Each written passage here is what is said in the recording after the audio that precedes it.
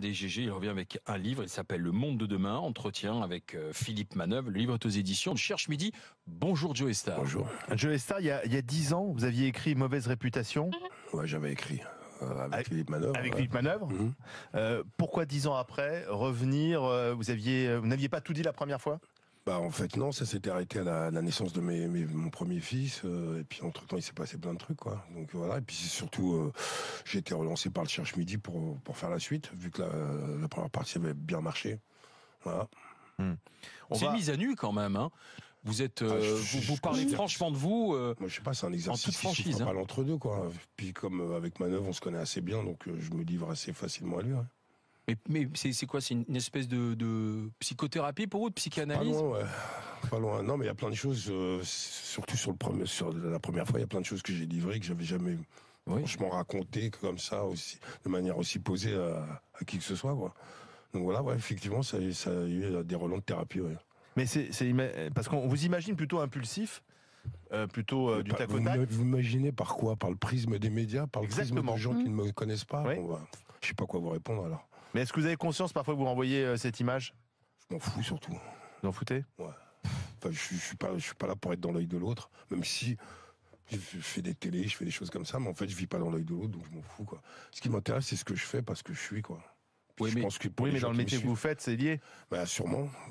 Pour ceux qui sont, enfin, moi je considère que quand j'acte dans ce que je fais, que ce soit la musique, le cinéma ou autre, je fais preuve de sincérité, donc après j'ai pas à m'excuser du reste. Mais ça vous joue des tours, par exemple, est-ce qu'il y a des réalisateurs qui se disent, moi j'ai pas embauché Joe Star parce que je sais pas, il me fait peur, je sais pas comment il peut réagir. Bah ouais, je sais pas quoi leur dire non plus quoi. Tant pis pour eux. Ouais. Je crois qu'il fait partie un peu du florilège du florilège français au niveau de ma posture à tous les niveaux quoi. Voilà. Je crois qu'en plus. Ouais, je me force pas, quoi. Je suis trop feignant pour faire semblant, donc du coup, voilà, quoi. Voilà, j'ai pas la politesse étant de la perte de temps. Je suis dans le respect de la personne ou dans le respect tout court voilà. Donc moi, j'ai lu attentivement votre livre et puis j'ai découvert effectivement un Joe Star qu'on connaît pas. Ouais. Joe Star. Alors on va laisser de côté. On y reviendra peut-être l'addiction, la drogue, parce que vous en parlez franchement. La désintox. Vous dites que vous croisez des gens des médias. Je suis pas une balance, je vais pas dire qui je croise, etc. Ce qui est normal. Mais moi, Joe Star, quand vous parlez, parce que Olivier faisait allusion au cinéma, vous dites, on m'imagine sûrement en étant un fondu de Scarface, c'est pas votre film préféré, ce que vous dites déjà, Scarface. Et puis, je vous entends dire, Arte, ouais, c'est une chaîne que j'aime bien parce que c'est une chaîne qui ose. Arte, Joe Star. Ouais, on a des choses intéressantes qu'ils ont proposées, quoi, des choses un peu hors normes, quoi. Même au niveau, enfin, maintenant que j'ai un peu un pied dedans, même ce que Arte signe, ne serait-ce que pour le cinéma ou pour les séries. Voilà, on est sur autre chose. Et puis en plus, je crois qu'ils sont pas sous le couvert du CSA, donc ils peuvent un peu faire ce qu'ils veulent aussi. Voilà quoi. Ouais, plus de liberté. Parce que vous, la télé, ça a été Nouvelle Star. Vous l'avez pas fait cette fois-ci. Vous avez regardé Nouvelle Star? Non. Non. J'avais pas regardé avant. Je regarderai pas plus après. Ça vous a pas manqué d'être jury de la? Non, heureusement, j'ai des amis, une vie, et tout le reste quoi. Non. Trop d'amis d'ailleurs parfois, parce qu'on découvre dans le bouquin qu'il y a tout le temps du monde chez vous. Il y en a un peu moins quand même ou pas maintenant? Je crois que un peu comme tous les gens de mon acabit, on a toujours une petite cour autour de soi, mais est-ce qu'il y a moins de gens? Je sais pas, je suis pas comptable de tout ça. Il y a toujours des gens, en tout cas. Marianne Soubré qui a lu aussi le livre de Joe Star, de Philippe Manœuvre. Bah oui, je l'ai lu. Alors au début, je le dis parce que ce sont des entretiens rapportés, donc il y a un style parlé. Donc au début, je me suis dit, oh là, je vais avoir du mal à rentrer dedans. Et en réalité, dès qu'on est dedans, on découvre, voilà, je connais pas, je sais pas qui vous êtes. Enfin, évidemment, je connais le personnage Joe Star, mais en réalité, là-dedans, c'est pas du tout le personnage tel qu'on l'imagine, tel que les médias nous l'ont montré. J'ai découvert un père. Alors, ce que vous dites sur vos enfants, c'est super touchant, quoi. À un moment, oui, puis à un moment sur Mathis, vous dites, mon fils, enfin, t'es un enfant de l'amour, quoi. N'oublie pas. Et ça, j'ai trouvé ça super touchant. Surtout, je vous ai découvert très politique, très militant, oui, sur au-delà du droit, au-delà d'exercer le vote, vous avez des réflexions extrêmement politiques sur la religion et l'absence de religion du temps de votre jeunesse, on va dire, sur la montée de la religion, et sur Dieudonné. Et je voulais que vous en reparliez parce que j'ai trouvé ça extrêmement intéressant. Politique, oui, mais militant. Sur Dieudonné, qu'est-ce que vous dites? Militant, il est français. Il y a beaucoup de mots là-dedans, donc je sais pas ce que je dis exactement. Qu'est-ce qui t'a marqué sur Dieudonné? Sur Dieudonné, vous dites qu'il s'est planté, il est dans le mauvais combat. Quoi. Clairement, la façon dont vous dites qu'il n'éduque pas son public, qu'il se sert en fait des carences de son public, enfin, c'est clair. Je pense qu'on est dans une société déjà qui est quand même d'une manière, et je trouve que comment dire, les humoristes, ils peuvent avoir une liberté quand ils sont talentueux, justement. Il y a quelque chose qui peut fonctionner. Alors peut-être que pour certains, le mot éduqué pourrait paraître fort. Ce que j'accepte pas, c'est quand on joue sur les clivages et qu'on fait en sorte que moi j'ai eu cette sensation-là à un moment donné, il me faisait rire, je le trouvais talentueux, je sais que c'est quelqu'un de talentueux, mais jouer sur moi, mon but dans la vie, c'est pas que les autres se foutent qu'au final, une fois que je sois passé par là, que les autres se foutent sur la gueule ou ça marche sur la gueule, quoi. Je crois qu'on a déjà assez de problèmes comme ça à tous les niveaux. Moi, je suis de l'époque des proches Coluche. C'est ce que vous racontez à Madame. C'est pas toujours consensuel non plus. Et Dieudonné, lui, il s'est perdu tout seul dans son histoire. Ouais, mais on sait quoi, tous les dérapages. Il dit, c'est la page 124, je l'avais noté. On peut rire de tout. C'est ce que vous dites. Approche-toi du micro si tu veux qu'on t'entende. C'est la page 124, c'est marrant, c'est la page que j'avais notée. On peut rire de tout. Moi, je pense complètement ça, et je pense à Tex qui s'est fait virer pour une connerie invraisemblable il y a pas longtemps et qui n'est pas suffisamment défendu par les humoristes. Je le dis franchement. Il l'est quand même. Mais pas suffisamment. À part La Fesse et Romanov, j'ai pas vu beaucoup de monde sortir. Non, mais bon, on revient à Joe Star. Moi, j'ai pas du tout trouvé qu'on avait affaire à un militant, pas du tout. Je connais pas le Joe Star d'abord. Je le connais pas d'il y a 10 ans. Mais j'ai l'impression que c'est pas la même personne. Je le trouve pas du tout militant. Alors il est pas dans le sirop, il chante pas la messe, mais il y a moi je trouve que oui, ça m'a bien plu. Ce que j'entendais par militant, c'était une qualité. Non, mais d'accord, c'était un homme, ce que je veux plutôt dire. de gauche. Alors il y a des gens qui l'aiment pas. Français. Il y a des gens qui l'aiment pas beaucoup. Il y a son ancien impresario. J'ai pas l'impression non plus qu'il. Sébastien Farran. Voilà, je voulais même pas le nommer. Mais enfin, comme il n'est pas dans la litote ni dans l'euphémisme, ça revient souvent. Je pense pas non plus qu'il ait une tendresse particulière par rapport à Hanouna, mais ça, c'est l'écume des choses. Mais dans l'ensemble, je trouve que c'est un livre plutôt pudique. Mais justement parce qu'il est pudique, il dit pas mal de choses. Ça m'a plutôt bien plu, moi, ce bouquin-là. Je veux dire, je suis pas du tout rap, je suis à des années-lumière de Joe Star, mais puisque je devais lire ce livre, que j'aurais pas acheté personnellement, mais puisque je devais lire ce livre, j'avoue que ça a été pour moi un exercice qui a été un exercice agréable. Joey, voilà. Vous devenez consensuel maintenant. Non. C'est lui qui va répondre, tu sais. Oui. Je deviens consensuel. Ouais, mais je pense que l'âge aidant, il y a plein de choses qui changent, comme il le disait. Effectivement, je crois que c'est complètement naturel. Après, est-ce que je deviens consensuel? Pas toujours au réveil, hein. Je sais pas. Enfin, j'ai des heures. Est-ce que vous êtes en bourgeoisie? J'ai des heures, des jours avec et des jours sans. Oui, sûrement, oui. Je vis bien. Je gagne bien ma vie. Je fais plutôt ce que j'ai envie de faire. Donc, mais sinon, en bourgeoisie, oui, sûrement. Vous avez arrêté la drogue? Pardon? Vous avez arrêté la drogue? Pourquoi vous êtes de la préfecture? Mais c'est parce que comme vous parlez de la désintox dans le bouquin et que vous en parlez franchement, c'est pour savoir si vous étiez allé franchement. Je vous demande si vous êtes de la préfecture. D'accord. Donc je réponds, je suis pas de la préfecture. D'accord, voilà. Qu'est-ce qui vous met en colère encore? Non, je crois que je suis souvent, comme aujourd'hui, je suis un peu malade. Je savais pas que je devais faire une émission ce matin, donc je suis un peu remonté contre des gens. Après l'agenda. Voilà, exactement. Mais sinon, qu'est-ce qui me met en colère? Ce qui me met en colère, c'est qu'aujourd'hui, dans cette putain de société, si t'as rien, t'es rien. Et malheureusement, il y a pas mal de gens qui sont sur la touche. Voilà, ça me met encore en colère. Et après, ça se décortique tout ça. Mais voilà, par exemple, en premier lieu. Johnny, puisqu'on parlait de Farran, qui a été votre ancien manager, ça me met en colère, par exemple. Voilà. Ça vous met en colère toujours. Et on l'a beaucoup vu, puisque c'était le manager de Johnny. Et on va peut-être pas revenir sur l'affaire Farran parce que c'est vos histoires, mais l'hommage de Johnny à la Madeleine, l'hommage de la nation, c'était important, suffisant. Ça n'a aucun rapport avec Farran déjà. Oui, ça. D'accord, ok. Je pense que oui, c'était important. Hein. Oui, Johnny n'était pas n'importe qui, complètement. Ouais. Vous l'avez bien rencontré? Oui, je l'ai rencontré. Non, mais voilà. Et puis, de toute façon, ce qu'on a pu voir, c'est qu'il y avait énormément de gens qui étaient au rendez-vous, donc effectivement, ça valait la peine de le faire complètement. C'était pas trop. Bon, on va pas tirer sur l'ambulance, hein, voilà. Mais est-ce que c'était trop? Je sais pas à moi de répondre à ça. Mais en tout cas, voilà, s'il y avait autant de gens qui étaient là et qui sont montés de partout en France, c'est que ça valait la peine. Bon, après, Johnny n'était pas Victor Hugo non plus, quoi. Ouais, donc voilà, les Champs-Élysées et l'église de la Madeleine, les discours du président de la République. C'est tout ce que j'ai à dire.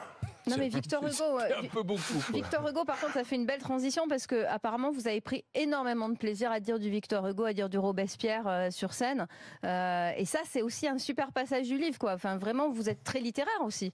Enfin, moi je savais pas tout ça. J'ai beaucoup de livres, mais je les ai pas tous lus. Je les ai souvent commencés, mais jamais finis.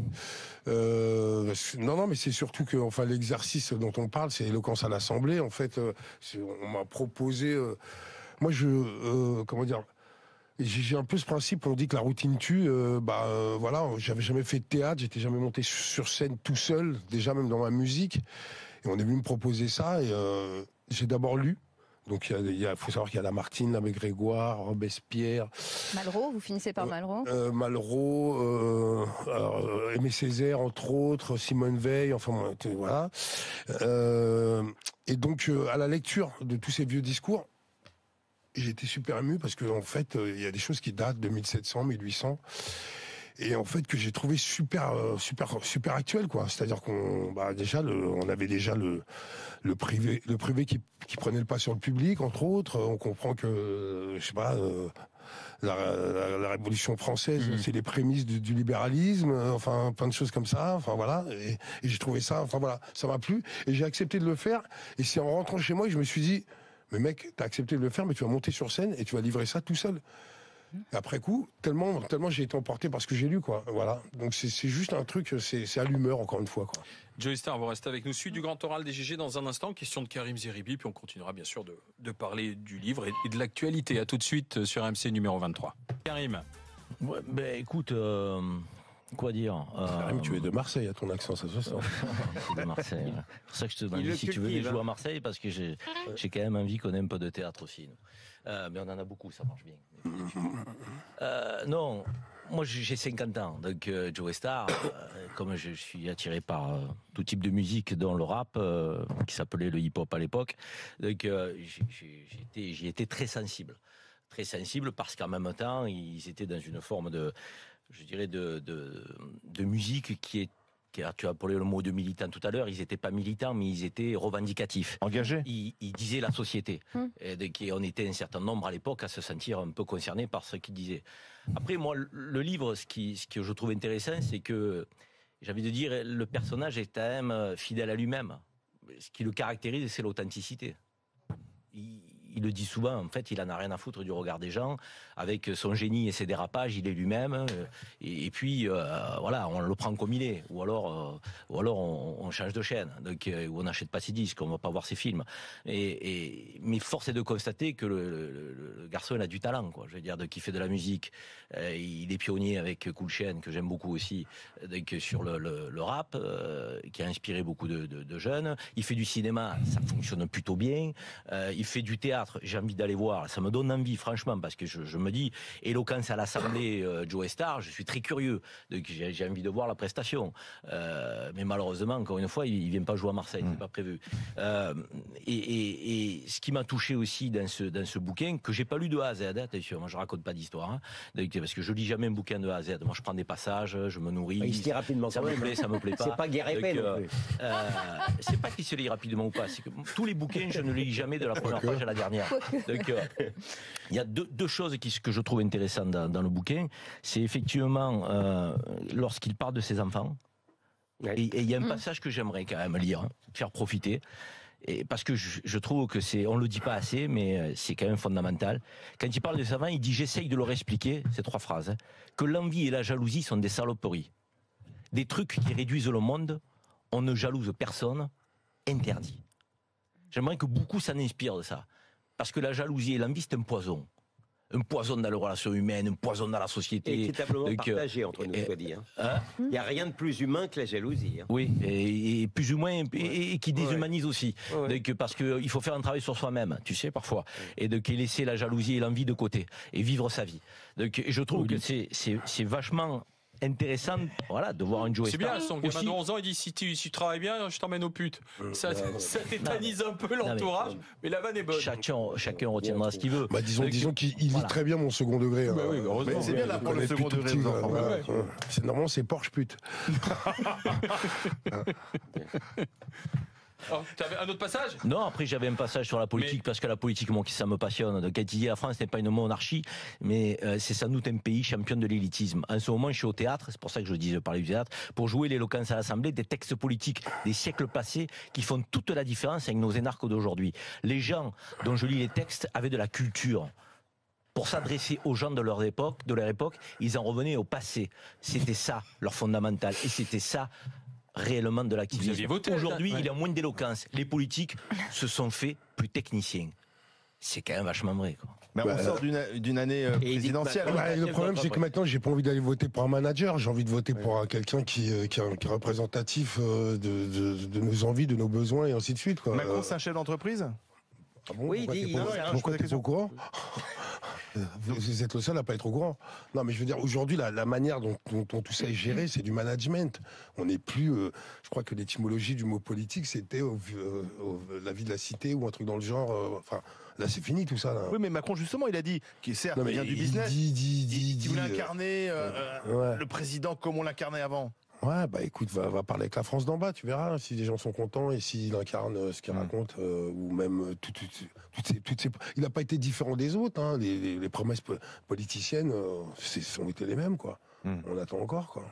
Donc vous sombez pas... En même temps, je sais pertinemment que les choses ne se feront pas en ancêtre comme ça. Vous n'êtes pas allé voter au deuxième tour de la dernière présidentielle ? Non, parce qu'on ne pouvait pas voter pour Gandhi, donc je suis resté chez moi, du coup. Non, mais je le dis un peu honteusement, mais non. Même moi, à un moment donné, on avait monté une assos pour inciter les gens à aller s'inscrire sur les listes et ainsi de suite. Seulement, quand t'arrives avec c'est Hollande ou Sarkozy, mais quand c'est Le Pen ou Macron, Ouais, mais je suis désolé, mais encore une fois, ce truc-là, toute cette histoire dont on va les filer nos voix à quelqu'un, mais pour moi, je suis pas plus d'accord d'un côté que de l'autre. Donc, qu'est-ce que je fais ? Qu'est-ce que je fais ? Et puis vous vous sentez pas dans la peau d'un donneur de leçons non plus pour donner des consignes. Exactement, tout à fait. On élimine. On élimine, d'accord. On élimine. On choisit plus, on élimine. Ouais, mais c'est une arnaque, ça. C'est une arnaque. Pourquoi ? C'est une arnaque. Parce qu'il y a une partie des gens qui ne sont pas d'accord pour voter pour l'un ni pour l'autre, et ils font quoi alors ? Ils se la carrent entre les cuisses. Ça n'empêche pas ensuite d'être critique derrière. Non, mais d'accord, mais c'est tout. On en revient tout le temps à la même chose. Donc voilà, Donc vous n'avez pas succombé à la Macronie, là ils iront dans les sondages, les Français le découvrent et l'apprécient, semble-t-il. Ouais, semble-t-il. Mais encore une fois, moi, je suis victime du prisme des médias, donc les sondages, tout ça, je m'en méfie toujours, quoi. Vous voyez Besancenot, toujours ? Ouais. C'est plutôt votre fibre politique ? Il y a des choses qui m'intéressent, mais pas complètement, ouais.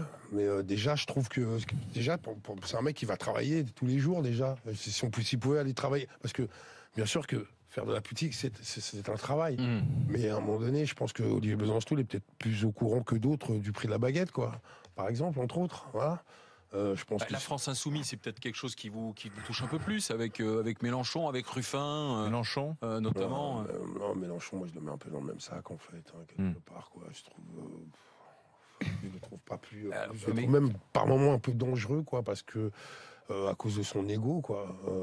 Le truc avec Marine Le Pen, à un moment donné, c'était saoulant, quoi. C'est-à-dire qu'en fait, il est pas en train de faire de la politique, il joue pour lui là. Il a envie de foutre la patte à Le Pen et puis c'est tout, quoi. Donc à un moment donné, je trouvais ça un peu bizarre, quoi.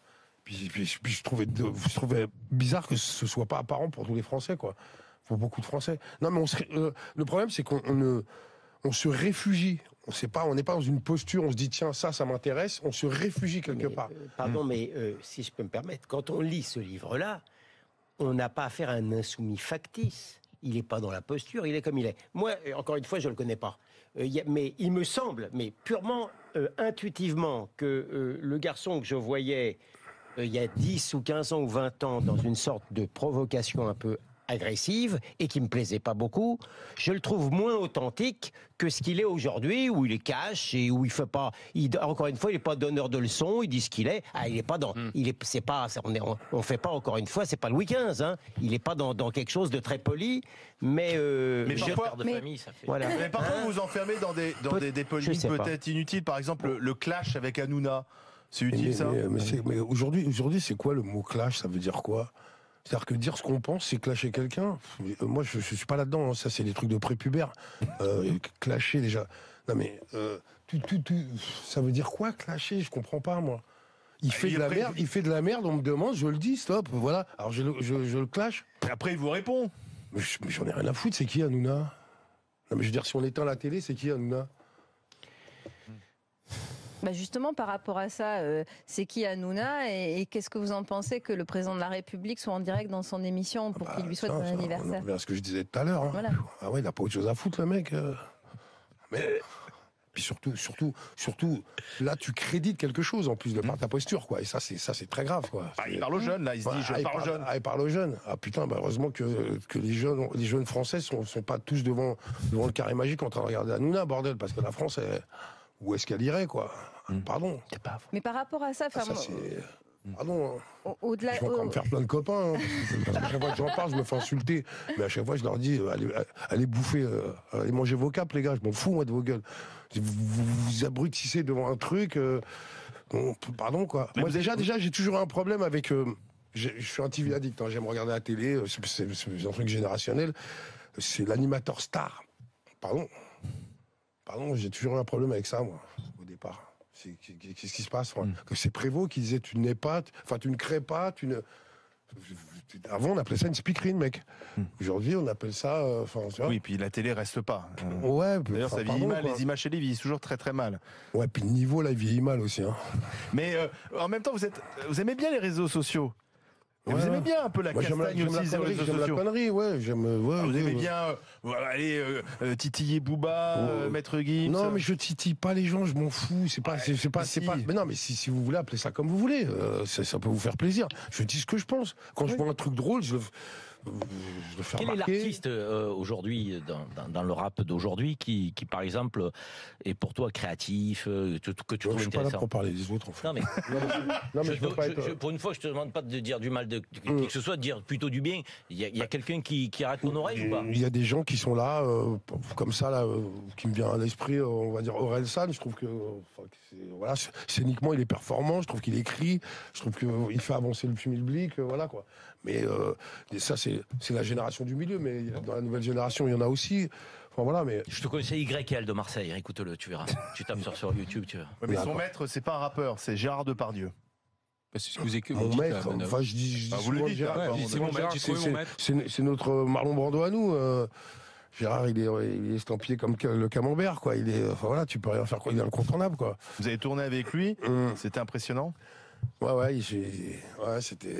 J'ai toujours du mal à parler de lui parce que j'adore Gérard. Je peux comprendre qu'on l'aime pas, je peux comprendre plein de trucs, mais Gérard, il est tout, quoi. Il peut être très casse-couille, comme il peut être très bon, comme il peut être très fin, comme il peut être. Il est tout à la fois, quoi. Donc quand tu ressors, quand tu ressors de là, t'es épuisé, quoi. Moi, il m'a lessivé. J'ai tourné 3 mois avec lui. J'ai cru que j'avais pris 8 ans, quoi. Non, il est en forme, Gérard, encore. Hein. C'est un peu votre portrait, en fait. Je ne pense pas, non. Non, mais... Vous avez un peu le même type de personnalité. Peut-être, alors, je sais pas. C'est dur d'être protagoniste et spectateur à la fois, donc si vous le dites, je vous crois. Vous savez être dans l'excès, et puis... Non, mais vous dites ce que vous pensez. À ce moment-là, moi, je le vis pour moi, donc je ne suis pas comptable de quoi que ce soit, donc c'est dans les yeux des autres que je vois que je suis dans l'excès. Mais non, dans l'excès, mais vous n'êtes pas langue de bois, parce que, excusez-moi, mais moi je trouve que les artistes sont souvent plus langue de bois que les politiques. Vous savez quoi, il faut sortir, il faut descendre dans la rue, vous allez voir, les Français sont pas du tout langue de bois. Hein, oui, mais moi, j'ai grandi dans un endroit où le milieu de cet endroit, c'est un café. Donc voilà, la manière dont je m'exprime, la manière dont je suis, c'est un peu la réponse de ça, quoi. Ouais, mais vous savez très bien que si on fait venir un acteur et un chanteur, souvent il sera plus langue de bois que le politique, parce qu'il y a des intérêts, etc. Ouais. Quand vous dites dans votre livre Maïwenn et Police, ça s'est mal terminé parce qu'elle avait besoin de sa cour et vous n'étiez pas dans la cour, et que vous le dites, et vous n'êtes pas obligé de le dire. Il y en a beaucoup qui ne le diraient pas parce que Maïwenn, elle a quand même une position dans le cinéma français importante. Ouais. Écoute, voilà, c'est la vie. Moi, je le dis. Bien, vous avez dîné avec Trump Vous avez dîné avec Donald Trump? Ah ouais, longtemps, ouais. Mais en plus, j'étais dans un état, je me rappelle. À mon avis, ça ça coupe des cheveux, quoi. Non, mais je me rappelle que j'étais avec Sonia Roland ce soir-là, et c'est elle qui m'a dit, mais tu te rappelles, machin, ou tac, mais je me rappelle de l'endroit, oui, effectivement, ouais. C'était à Cannes. Ouais, c'était dans les hauteurs Sainte-Maxime, chez Enrique Navarra. Ouais. Et il y avait toute une tablée, enfin voilà. C'était plus sympa que chez François Hollande, parce que vous avez dîné aussi à l'Élysée. Chez Enrique Navarra, c'était plus sympa, ouais, sans problème. Ouais. Ouais. Bah, écoute, moi c'était comment on appelle ça, les visites du patrimoine d'un délinquant. La journée du patrimoine. Voilà, la journée du patrimoine d'un délinquant. Voilà. Non mais ça m'a juste fait rigoler. Moi je faisais partie d'un groupe de gens. On m'a proposé d'y aller. J'ai dit bah pourquoi pas, ouais. Non mais je paye des impôts, j'ai envie de voir ce que ça dit l'histoire. C'était formidable d'imaginer Joe Star à l'Élysée avec le président quand même. Ouais, bah écoute, ça a étonné tout le monde. Voilà. C'était très protocolaire. On a dû échanger 2-3 mots. J'étais avec des gens intéressants. J'étais avec Bessner, Lescure, entre autres. Voilà, j'étais avec des gens intéressants, donc c'était bien. Non mais c'est une vie de dingue quand même, finalement. C'est un parcours incroyable. Ouais. Non ? Ouais, si, bah, il se passe jamais rien, ouais, c'est bien, ouais. Pas le temps d'être nostalgique ou autre, quoi. Non, c'est bien. NTM, c'est quand? Ça revient avec... C'est en mars. Avec Cool c'est en mars, on fait 3 soirs. 8, 9, 10 mars. Ouais, 8, 9, 10. Bercy. Ouais. Enfin, ce qui est à noter, ce qui est intéressant, c'est qu'on a quand même vendu 30 000 places en 9 minutes. Ça, c'est... mais c'est du one-shot. Ça lui plaît, ça. Sur la chatte à pépette. C'est plaisant. Pardon? C'est plaisant. Ah, mais ça flatte mon égo vertigineux. Ça, j'en parle peu, mais voilà. Quand même. Et c'est la scène, non, mais c'est la motivation, c'est la scène, c'est la musique, c'est la caillasse. Ah, c'est la scène. C'est la scène, on emmène mamie se dégourdir les jambes un peu, enfin voilà, parce qu'on part, après on part en tournée derrière, mais non, c'est la scène. C'est la scène. C'est-à-dire que même s'il y a, mais bien sûr qu'il y a des pépettes, on va pas y aller.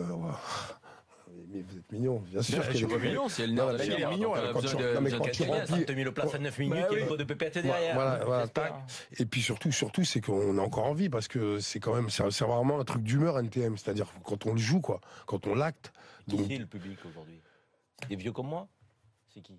Il y a des minots? Non, quand on avait joué en 2008, il y avait pas mal de minots. Ah oui, il y a des minots aussi. C'est les enfants, non, des premiers. Parce qu'on leur a transmis, en fait. C'est un peu comme le football, tu sais, ces gens un peu comme l'OM, champion d'Europe. Voilà, ouais. Ton équipe préférée. Il n'a pas voulu le dire, ça, à l'antenne. Pas sûr. Qui est cette personne? Joey Star, dans le bouquin, je sais que vous n'aimez pas Noël, mais j'ai un cadeau pour vous. C'est un super livre. Mais j'ai une tête à cadeau, donc je le prends. C'est le projet Culture Rome de Patrick Mahé. Merci. Ça vous tente? Ouais, je sais que... Hein? Vous aimez bien. D'ailleurs, en janvier, j'ai une émission qui sort, qui est sur les réseaux Vice, en fait, qui s'appelle La Route de la Soif. Et je fais un espèce de tour du monde des distilleries agricoles de Rome. Donc voilà, et là on a déjà fait Martinique, Guadeloupe, la Réunion, après on va aller faire la Jamaïque, Haïti, et ainsi de suite, et c'est un programme qui va durer toute l'année, voilà, et ça promet. Parce qu'en fait, c'est quelque chose de très ludique, c'est-à-dire qu'en même temps, le Rhum a quand même une histoire assez lourde. Voilà. Donc en fait, il y a l'esclavage. On va pas juste dans ces pays-là pour teaser ou quoi que ce soit. On y va pour goûter du vrai Rhum, et puis surtout, enfin le Rhum, c'est un pan de l'histoire française aussi, quoi. Donc voilà. Donc du coup, c'est en surface, bien sûr, parce que c'est un programme ludique. Mais quand même, je pense qu'il y a quelques bonnes questions qui sont posées, comme que faisait votre famille en 1848 et ainsi de suite. Voilà quoi.